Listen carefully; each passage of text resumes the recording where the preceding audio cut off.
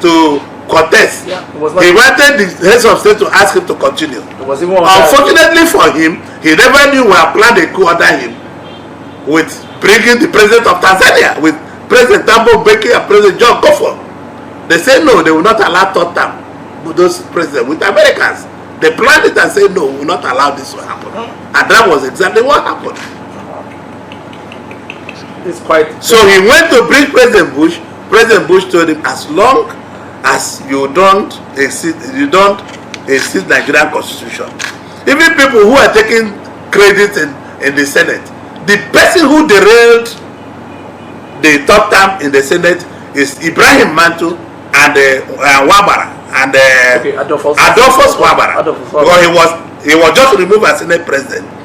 So we contacted him, made a deal with Mantu, and we used them to derail the thing. I will not come in details how we derailed it, but it was a full Marshall plan to derail it that day and kill it. And that's how we killed it. So His Excellency Orji Uzo Kalu was one of them. Maybe that was one of the reasons you are under attack. No, that is the major reason why I'm under attack. Because President Obasanjo told me that I will kneel down and suffer for the rest of my life. That he will deal with me, that he will crumble me. That he told me face to face, that is the truth. So I don't care about what he says. Not my God. I'm still wearing nice suits till tomorrow. I'm still seeing him till tomorrow. The immorality in a man is in Obasanjo, who cannot speak through double metal. Obasanjo is a shameless man because he's supposed to be one-term president. This is the promise he made to us. I went to Babangida. Oh, you mean there was a promise that there was a deal made? He said it was a lie. It's not a lie, it's the truth. No. I was there. There was a deal made. They want to do the Mandela option. He said he will do one tenure. Then you, President Babangida, you will continue. This was a deal made. Babangida is alive, Obasanjo is alive. Let any of them contradict it. We'll go to ATA and talk about it. So it's not a lie, it's the truth. So there was a deal made. I went with Babangida to him. When Babangida informed him that they like him to be the president. They said, how many presidents will you make him be? Yes, that was the I'm not interested. He woke up, he was wearing a short knicker, khaki short knicker. He went back and came back and said, Ibrahim, well, what you are just trying to tell me is that I only do 4 years and I hand over to you. So we sat him down and we started talking. He said yes, he will do one tenure.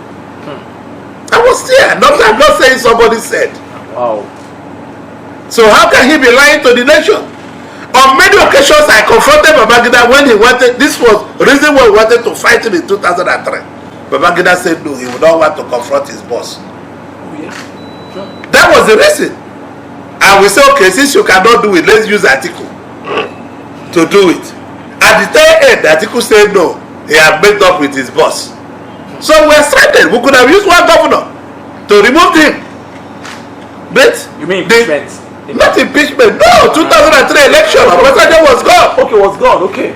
Because we learned that he knelt down and begged Atiku in his bedroom. He also knelt down and begged me. Where, sir? In my bedroom. He came to the governor's lodge in Asokoro.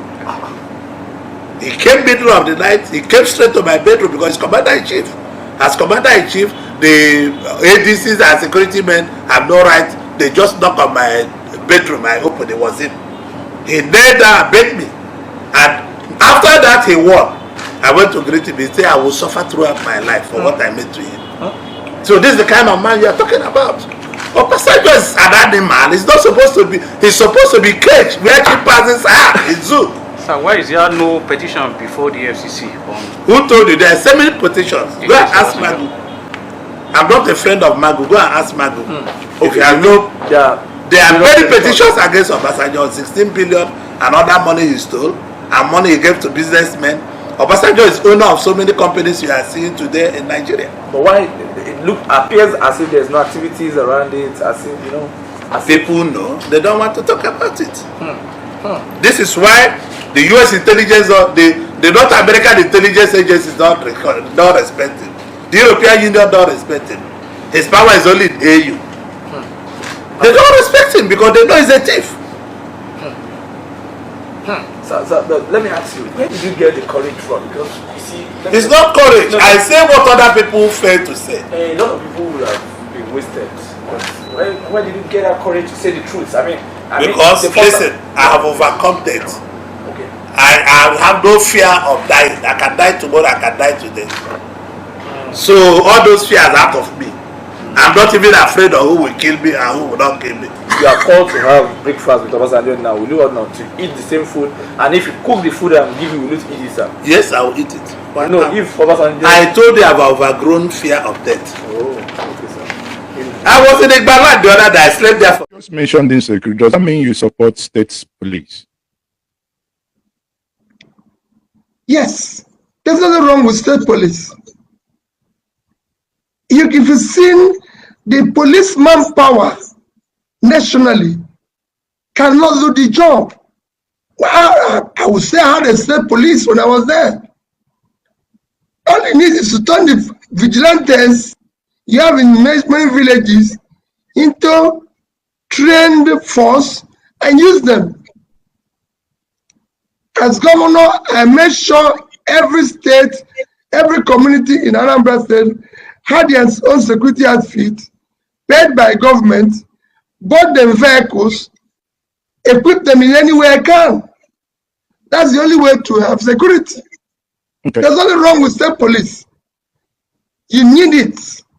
It's not everywhere. In fact, Nigeria is the only state that I know with large population as ours without state, local government, and community policing. When I was in the University of Nigeria, SH0CKER, we had campus security that was so efficient, very efficient, working with the police. There's nothing wrong in that. Security is very important. It's the number one thing a society provides its citizens. Lack of it means you don't have a state, you don't have a country. So do we want to continue the way we are today? How can you attract both local and foreign investors to invest in an unsecured environment? It is impossible. So whatever we can do to get that should be encouraged. Okay. Allow me maybe to play with my imagination. You know, sometimes it goes wild.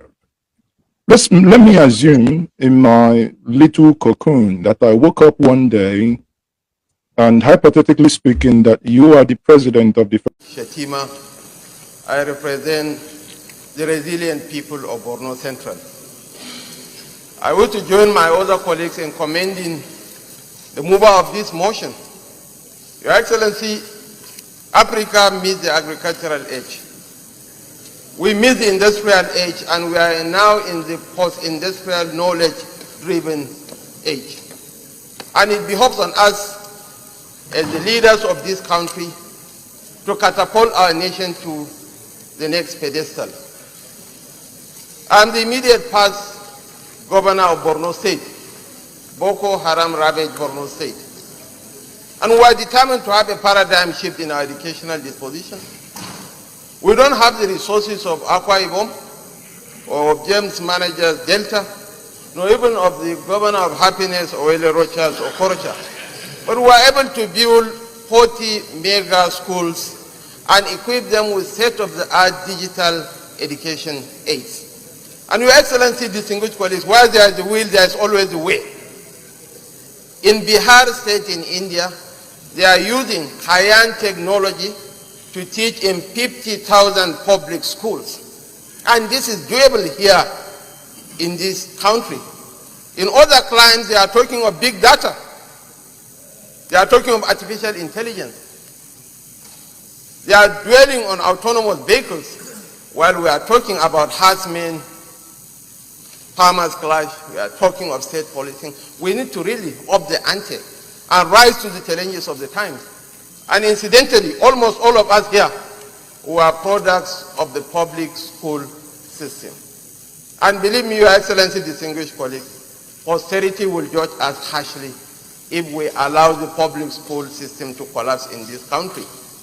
We can send our own wards, our own children to the poshest private schools, deluding ourselves that the children of the poor can rot away, and when the time comes, we can use them as political talks for our electioneering processes. Believe me, Your Excellency, distinguished colleagues, these children of the poor that we abandon might end up being the Frankenstein monsters that will consume us. I will urge our distinguished colleagues to treat this matter with all the seriousness it deserves. Thank you so much. My wonderful people, thank you so much for watching this video together with me. I appreciate your massive support in this channel. Like I said before, if it is your first time of stopping by or coming across my YouTube channel, you are welcome. Now that we have finished watching this video together, you saw me sitting there watching it together with you. I appreciate you. Let's go to the comment section to talk about it. If it is your first time, subscribe, put on your notification bell. That notification bell is very, very important because it will enable you to know when I upload a new video. I will meet you guys again in my next video. I appreciate your massive support. Remain blessed. Bye-bye.